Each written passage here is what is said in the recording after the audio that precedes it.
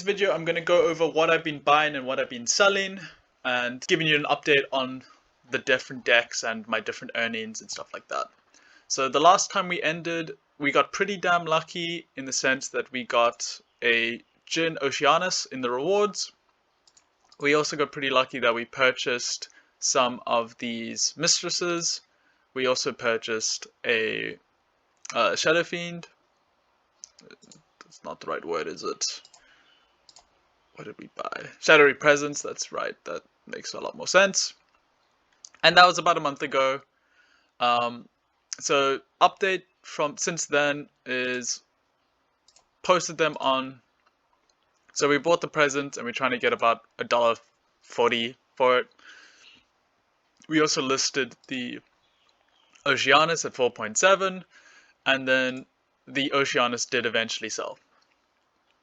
So with the Oceanus sold, obviously DEC in the last 21 days has been a bit of a nightmare. So the actual account unfortunately has lost a little bit of money, but that's okay. I mean, it's just part of Splinterlands and part of the game. I'm sure we've made some SPS for holding the DEC and the cards and stuff like that. But basically, once the Oceanus sold, 3 weeks ago, I purchased... Hey, there's an AO4. Wow, he got it really cheap.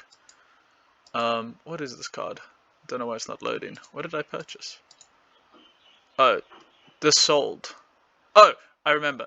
So, even though it's not loading, let me try to refresh it one more time.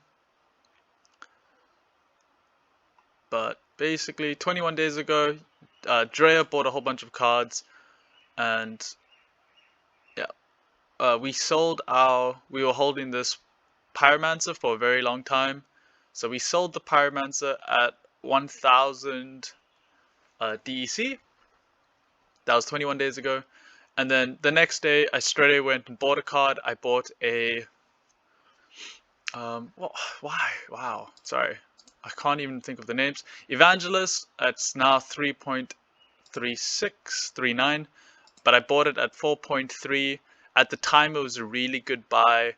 I listed it literally for 50 cents more the same day, and then 1 second later it sold.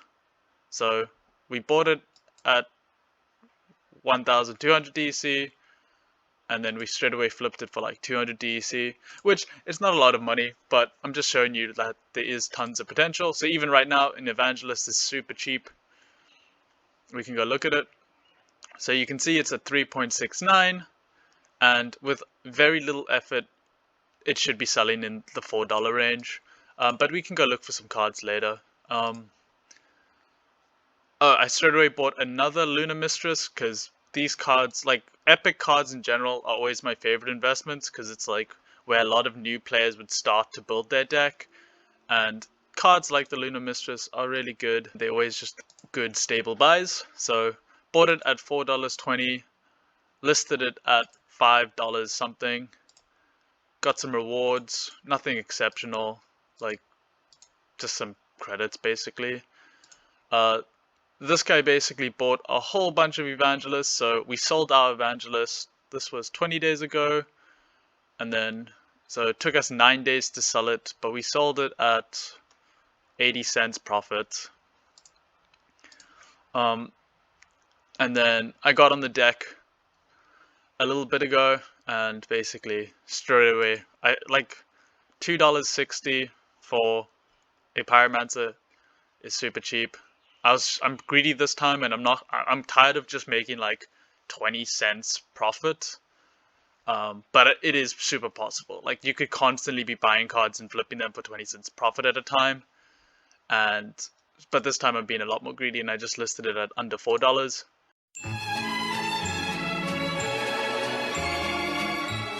Actually hop onto my main account, because while I love showing the death deck and that little deck's progression, I think it's also just important to show you guys like what I've actually been investing in with the main account.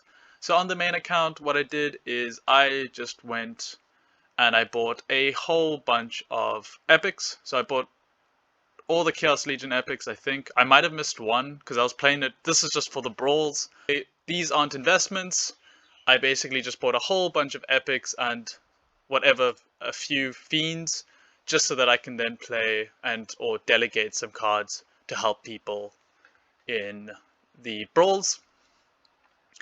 But these are purchases. So I purchased some Wavesmiths. I don't know why.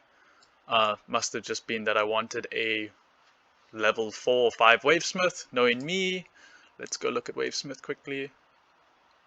Like, obviously there's going to be so many of these in print, and I think it's just still a really good card.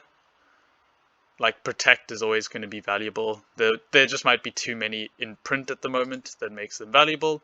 But yeah, like a level 4 Wavesmith is ideally what you want, because then it's built for your silver deck, and it gets that 2 damage, which is the important area. I also bought a whole bunch of mercenaries, some conjurers. Well, I say a whole bunch, but I basically just bought enough to get... So my mercenaries, I think I've got like 5 of them at the moment, and 5 level 5s.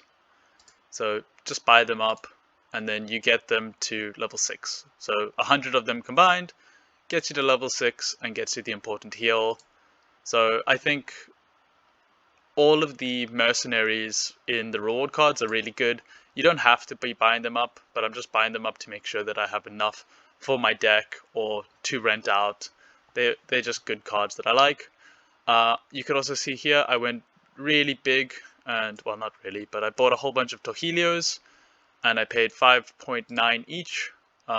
Some guy was basically just dumping a whole bunch of Torhelios, and I think water's become a lot more competitive. Like, it's only $6, so it hasn't gone up too much. But I think Torhelio is still very underrated. So I think the biggest thing that's happened to water is that there's almost too many good water tanks at the moment. So you'll have cards like... There's no other way to dumb it down, but you'll have, like, some of the best ones at the moment are the Diamond Shark, super strong. I still love a Snapback Turtle. If you can get it leveled, a Serpent of the Eid is really good because of the high movement speed.